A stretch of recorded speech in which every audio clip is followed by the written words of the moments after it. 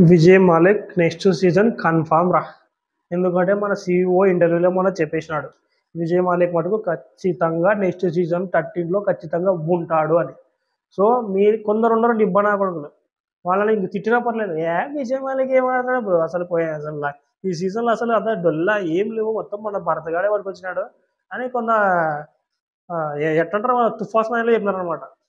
వాళ్ళ గురించి వాళ్ళకి ఏం చెప్పాలంటే, నేను మన విజయ్ మాలిక్ క్యాప్టెన్గా చేసినాడు కదా, మన తెలుగు సీజన్ మన తెలుగు డేటా సీజన్ మొత్తం చూసుకున్నా మన క్యాప్టెన్గా మనోడి పేరు ఇంతవరకు ఇట వచ్చిందంటే ఒక విజయ్ మాలిక్, ఇంకొకటి లేరు.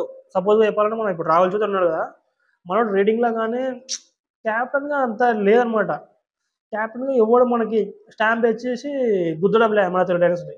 కానీ మనోడు మటుకు 2 సీజన్ల మటుకు చింపి పడేసినాడు క్యాప్టెన్గా. నేను అది అనుకుంటున్నాను. సో మీరేమనుకుంటున్నారు మటుకు అది మీ ఇష్టం. అది క్యాప్టెన్గా మటుకు మనోడు వన్ ఆఫ్ ద బెస్ట్ రా తెలుగు డైనామ్స్కి ఇన్ని సీజన్లో మటుకు. లాస్ట్ సీజన్ వచ్చేసి పవన్ శరావత్కి ఇచ్చినారు కదా, ఇటు ఇంజూరీ వెళ్ళిపోతే మనోడికి ఇచ్చినారు క్యాప్టెన్గా. మనోడు క్యాప్టెన్గానే ఉంటూ రేటింగ్ పాయింట్లో కూడా ఇచ్చి పడేస్తుండే ఒకరికి బీభత్సమైన పాయింట్లు కూడా వేస్తుండే లాస్ట్ సీజన్. ఈ సీజన్ అంటే దొబ్బింది అనుకో, లాస్ట్ సీజన్ ఎట్టుండే చూసినావు కదా నువ్వు కూడా.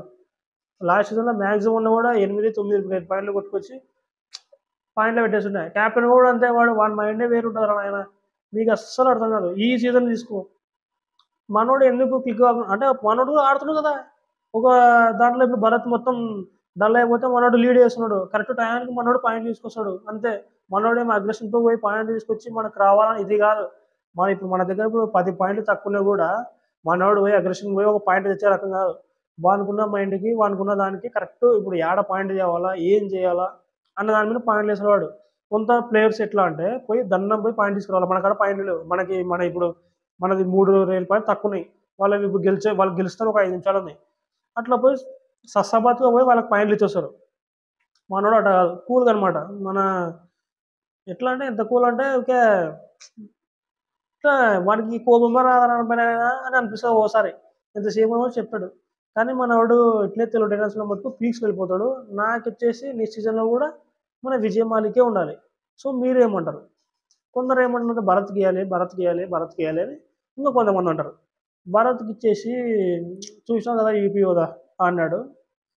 అంత లేదనమాట. భరత్ రేటింగ్లో చింపి పీక్స్ వెళ్ళిపోతాడు, అది పక్కన పెడితే క్యాప్టెన్గా మటుకు కొందరే క్లిక్ అవుతారు. క్యాప్టెన్గా వచ్చేసి కొంతమంది ఎట్లా అంటే వాళ్ళ మైండ్ సెట్ చెప్తాడు. ఒకటి ఫజాలలో తీసుకో, వాని క్యాప్టెన్ అయితే పీక్స్లో ఉంటుంది, వాడి ఆట పక్కన పెట్టు, క్యాప్టెన్గా పీక్స్లో ఉంటుంది. ఇంకొకటి వచ్చేసి మన ఎవరబ్బా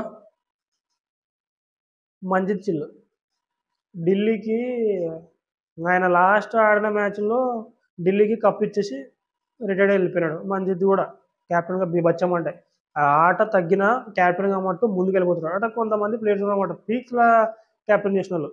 సో వాళ్ళందరి గురించి చెప్తున్నా అనమాట. మనోడు కూడా వాళ్ళ కేటగిరీలో వెళ్ళిపోయే మంచి అనమాట. ఆట తగ్గిన క్యాప్టెన్గా మటుకు కొందరే క్లిక్ అవుతారు. అలానే మన విజయ్ మాలిక్ మటుకు క్యాప్టెన్గా మటుకు ఒక రేంజ్లో ఉంటుంది. అది మీరు ఎవడేమనుకున్నా సరే నాకు వద్దరనైనా అంటారు కొంతమంది. క్యాప్టెన్ ఏముంది అది అని, కానీ క్యాప్టెన్గా చేస్తోడకే ఫస్ట్ దమ్ముండేదాడ.